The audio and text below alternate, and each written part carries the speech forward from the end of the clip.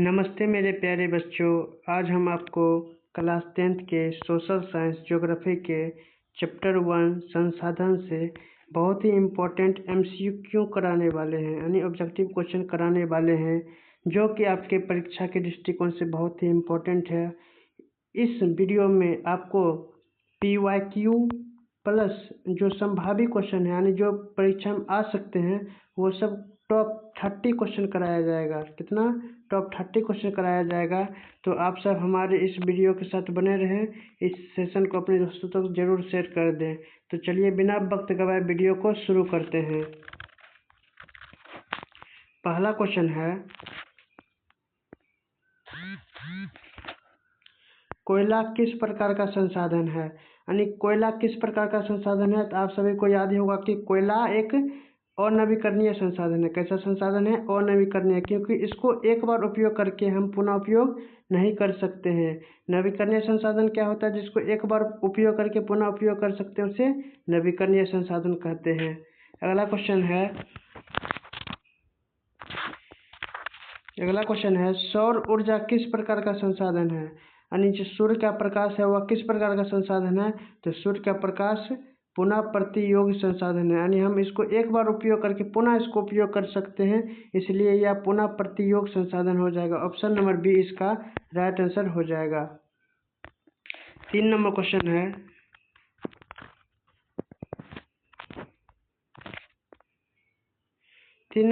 देखिए, तट रेखा से कितने किलोमीटर क्षेत्र सीमा अपवर्जक आर्थिक क्षेत्र कहलाता है? कहने का मतलब यह है कि जैसे कोई समुद्र है, तो समुद्र के कितने अंतर तक राष्ट्रीय संसाधन का हक होता है? तो 200 मीटर तक, 200 किलोमीटर तक आप लोग इसे याद रखिएगा। ऑप्शन नंबर सी इसका राइट आंसर हो जाएगा। 4 नंबर क्वेश्चन है,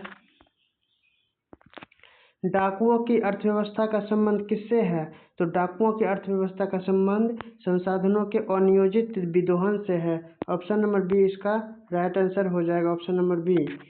5 नंबर क्वेश्चन है, संसाधन संरक्षण हेतु पहला विश्व शिखर सम्मेलन कब हुआ था? यानी संसाधन का संरक्षण हेतु पहला विश्व शिखर सम्मेलन कब हुआ था? तो 1972 में हुआ था। कब हुआ था? 1972 में। ऑप्शन नंबर सी इसका राइट ऑप्शन हो जाएगा। 6 नंबर क्वेश्चन है, निम्न में कौन अजैविक संसाधन है? ऑप्शन ए पेड़, ऑप्शन बी नदी, ऑप्शन सी पशु, ऑप्शन डी मानव। यानी वैसा कौन सा संसाधन है जिसमें जौन नहीं होता है? तो आप लोग याद रखिएगा, इसका जो राइट ऑप्शन हो जाएगा ऑप्शन नंबर बी, क्योंकि नदी में जौन नहीं होता है। ऑप्शन नंबर बी इसका राइट आंसर हो जाएगा।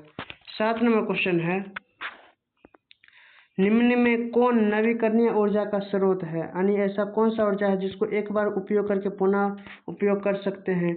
तो आप लोग याद रखिएगा, सौर ऊर्जा। क्या? कौन सा ऊर्जा? सौर ऊर्जा। देखिए ये क्वेश्चन बार बार आ रहा है, इसलिए आप लोग इसे इम्पोर्टेंट क्वेश्चन समझिएगा और इस क्वेश्चन को याद ही करके जाइएगा। कोयला क्या? पेट्रोलियम, कोयला, प्राकृतिक गैस क्या होता है? ये सब जीवाश्म ईंधन है। कहने का मतलब है इसको एक बार उपयोग करके पुनः उपयोग नहीं कर सकते हैं, इसलिए यह और नवीकरणीय संसाधन के अंतर्गत आ जाएगा। 8 नंबर क्वेश्चन है, संसाधन के संरक्षण के लिए 1968 में कौन सा सम्मेलन हुआ था? तो संसाधन के संरक्षण के लिए 1968 में अफ्रीकी सम्मेलन हुआ था। कौन सा सम्मेलन हुआ था? अफ्रीकी। ऑप्शन नंबर बी इसका राइट आंसर हो जाएगा। 9 नंबर क्वेश्चन है, द्वितीय पृथ्वी सम्मेलन कहाँ हुआ था? तो द्वितीय पृथ्वी सम्मेलन जो है ये न्यूयॉर्क में हुआ था। कहाँ हुआ था? न्यूयॉर्क में हुआ था। ऑप्शन नंबर ए इसका राइट आंसर हो जाएगा। वही पूछेगा, प्रथम पृथ्वी सम्मेलन कहाँ हुआ था? तो रियो डी जेनरी में हुआ था। कहाँ पर हुआ था? Rio de genre. और तृतीय पृथ्वी सम्मेलन कहाँ हुआ था? तो जोहान्सबर्ग में हुआ था। आप लोग इसे याद रखिएगा, ये बहुत ही इंपॉर्टेंट क्वेश्चन है। 10 नंबर क्वेश्चन है, विश्व शिखर दिवस कब मनाया जाता है? यानी विश्व पर्यावरण दिवस कब मनाया जाता है? तो आप लोग याद रखिएगा, विश्व पर्यावरण दिवस 5 जून को मनाया जाता है। कब मनाया जाता है? 5 जून को मनाया जाता है। ऑप्शन नंबर बी इसका राइट आंसर हो जाएगा। 11 नंबर क्वेश्चन है, प्रथम पृथ्वी सम्मेलन कहाँ आयोजित हुआ था? हम अभी ये बताए थे कि प्रथम पृथ्वी सम्मेलन जो है वह रियो डी जेनेरियो में हुआ था। कहाँ पर हुआ था? रियो डी जेनेरियो में। द्वितीय पृथ्वी सम्मेलन न्यूयॉर्क में हुआ था। तृतीय पृथ्वी सम्मेलन जोहान्सबर्ग में हुआ था। आप लोग इसे याद करके जाइएगा। 12 नंबर क्वेश्चन है, निम्न में कौन अनवीकरणीय संसाधन है? यानी ऐसा कौन सा संसाधन है जिसको एक बार उपयोग करके पुनः उपयोग नहीं कर सकते हैं? तो वह हो जाएगा जीवाश्म ईंधन। क्या हो जाएगा? जीवाश्म ईंधन। जल हमको पुनः मिलते रहता है, पवन हवा भी हमें मिलते रहती है और सूर्य का प्रकाश भी मिलते रहता है, लेकिन अगर आप कोयला को एक बार जलाइएगा तो उसको फिर पुनः नहीं जला पाइएगा, जिसे ही जीवाश्म ईंधन कहते हैं। तो ऑप्शन नंबर सी इसका राइट आंसर हो जाएगा। 13 नंबर क्वेश्चन है, भूमि उपयोग को कौन प्रमुख कारक निर्धारित करता है? यानी भूमि के उपयोग को कौन कारक निर्धारित करता है? तो भौतिक एवं मानवीय कारक। भौतिक और मानवीय कारक। ऑप्शन नंबर सी इसका राइट आंसर हो जाएगा। Option number C. 14 number question है, भारत के कुल भौगोलिक क्षेत्र का लगभग कितना भाग भूमि उपयोग में है? तो इसका राइट आंसर हो जाएगा 93%। कितना? 93%। ऑप्शन नंबर डी याद रखिएगा। और आप लोग एक चीज़ और याद रखिएगा कि भारत के कुल भूमि का कितना प्रतिशत भाग पर कृषि होती है? तो 54% भाग पर। कितना? 54% भाग पर कृषि होती है। 15 नंबर क्वेश्चन है, मिट्टी संरक्षण का मुख्य उद्देश्य क्या है? मिट्टी संरक्षण का मुख्य उद्देश्य यह है कि मिट्टी की उर्वरता बढ़ाना, मिट्टी की शक्ति को बढ़ाना। 16 नंबर क्वेश्चन देखिए, फसल चक्र द्वारा क्या होता है? देखिए आप लोग पहले फसल चक्र को समझ लीजिए। फसल चक्र कहने का मतलब होता है कि दो खाद्यान्न फसलों के बीच एक दलहन या तिलहन फसल की खेती करना। तो फसल चक्र द्वारा क्या होता है? तो मिट्टी की उर्वरा शक्ति बढ़ती है। इससे क्या होती है? मिट्टी की उर्वरा शक्ति बढ़ती है। ऑप्शन नंबर बी इसका राइट आंसर हो जाएगा। 17 नंबर क्वेश्चन है, पहाड़ी क्षेत्र में समुच्चय जुताई क्यों की जाती है? तो पहाड़ी क्षेत्र में समुच्चय जुताई इसलिए की जाती है कि मिट्टी अपरदन रोकने हेतु। आप लोग कहिएगा कि आप समुच्चय जुताई क्या होता है? तो पहाड़ी क्षेत्र में वृत्ताकार जुताई को ही क्या कहते हैं? समुच्चय जुताई कहते हैं। आप लोग याद रखिएगा। 18 नंबर क्वेश्चन है, पंजाब में भूमि निम्नीकरण का मुख्य कारण क्या है? देखिए भूमि निम्नीकरण का मतलब होता है कि भूमि की गुणवत्ता में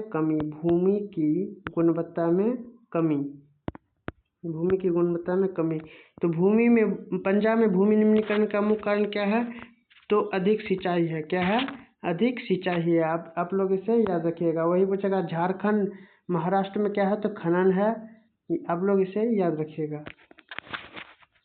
19 नंबर क्वेश्चन है, सोपानी कृषि किस राज्य में प्रचलित है? तो सोपानी कृषि आप लोग को याद ही होगा कि उत्तराखंड राज्य में प्रसिद्ध है। ऑप्शन नंबर 20 का राइट आंसर हो जाएगा। 20 नंबर क्वेश्चन है, मरुस्थलीय मृदा का विस्तार किस राज्य में अधिक है? यानी ऐसा कौन सा राज्य है जहाँ पर मरुस्थलीय मृदा का सबसे ज़्यादा विस्तार है? तो आप लोग याद रखिएगा राजस्थान। ऐसे भी राजस्थान में बहुत ही रेगिस्तान है, तो वहाँ पर मरुस्थलीय मृदा ही पाई जाती है। ऑप्शन नंबर सी इसका राइट आंसर हो जाएगा। 21 नंबर क्वेश्चन है, मेढक के प्रजनन को नष्ट करने वाला रसायन कौन है? यानी ऐसा कौन सा रसायन होता है जो मेढक के प्रजनन को नष्ट करता है? तो आप लोग याद रखिएगा एंड्रीन। क्या हो जाएगा? एंड्रीन इसका राइट आंसर हो जाएगा। Option number C. 22 number question है, काली मिट्टी का दूसरा नाम क्या है? देखिए काली मिट्टी का 2-3 नाम होता है। हम लिख देते हैं। पहला होता है कपासी मिट्टी, दूसरा होता है रेगुड़ मिट्टी और तीसरा है काली मिट्टी हो गया। तो यहाँ पर ऑप्शन नंबर बी इसका राइट आंसर हो जाएगा रेगुड़ मिट्टी। आप लोग इसे याद रखिएगा। 23 नंबर क्वेश्चन है, पुरानी जलोढ़ मिट्टी को क्या कहा जाता है? तो पुरानी जलोढ़ मिट्टी को बांगर कहा जाता है। क्या कहा जाता है?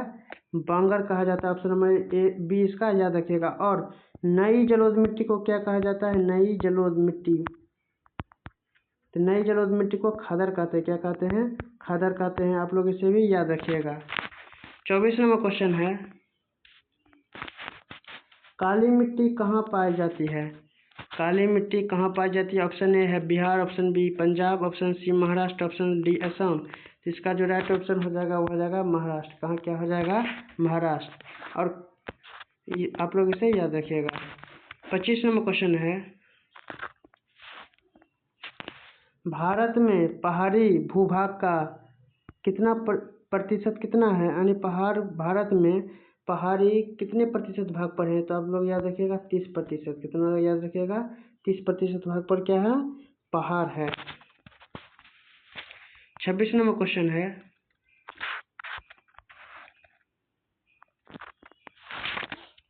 26 नंबर क्वेश्चन है, प्रायद्वीपीय भारत की नदी घाटी में कौन सी मिट्टी मिलती है? कहने का मतलब यह है, जैसे आप लोग भारत का नक्शा देखते होंगे तो एक नक्शा ऐसे होता है, ऐसे करके जाता है। तो यहाँ पर जो भाग होता है तो इसी को ही कहते हैं प्रायद्वीपीय। इसी को ही क्या कहते हैं? प्रायद्वीपीय कहते हैं। तो यहाँ पूछता है कौन सा मिट्टी पाया जाता है? तो यहाँ पर जलोढ़ मिट्टी पाई जाती है। क्या कौन सी पाई जाती है? जलोढ़ मिट्टी। क्योंकि जलोढ़ मिट्टी क्या करती है, इधर से पानी के द्वारा बहाई गई मिट्टी को लेकर आती है, यहाँ पर जमा कर देती है, इसलिए इसे जलोढ़ मिट्टी कहते हैं। आप लोग इसे याद रखिएगा। 27 नंबर क्वेश्चन है,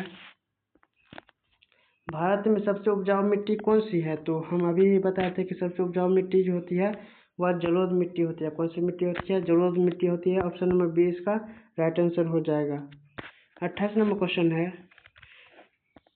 काली मिट्टी किस फसल के लिए उपयुक्त है? तो हम अभी भी आपको बताए होंगे कि काली मिट्टी का दूसरा नाम कपासी मिट्टी भी होते हैं, और ये कपास के लिए क्या है? उपयुक्त है। इसमें कपास का पौधा बहुत अच्छा से होता है, तो इसलिए ऑप्शन नंबर बी इसका राइट आंसर हो जाएगा। 29 नंबर क्वेश्चन है,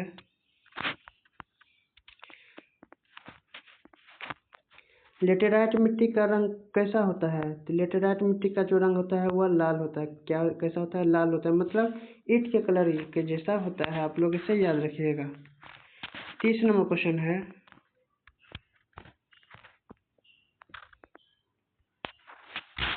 जलोढ़ मिट्टी का सर्वाधिक विस्तार किस क्षेत्र में है? जलोढ़ मिट्टी का सर्वाधिक विस्तार किस क्षेत्र में है? तो आप लोग याद रखिएगा, जलोढ़ मिट्टी का सर्वाधिक विस्तार उत्तरी मैदान में है। कहाँ पर है? उत्तरी मैदान में है। ऑप्शन नंबर सी इसका राइट ऑप्शन हो जाएगा। आज हम 30 क्वेश्चन कराए हैं। आप लोग अब कमेंट करके ज़रूर बताइएगा कि आपका 30 में कितना सही हुआ। 30 में आप लोगों का कितना सही हुआ है। और अगर आपको ये हमारा वीडियो अच्छा लगे है तो इसके अपने दोस्तों तक ज़रूर शेयर करें। इस चैनल को लाइक सब्सक्राइब जरूर करें। इस चैनल पर आपको क्लास 10th की संपूर्ण तैयारी, objective, subjective, PYQ, concept, theory सब चीज़ कराई जाती है। तो आप सब हमारे इस चैनल के साथ जुड़े रहें।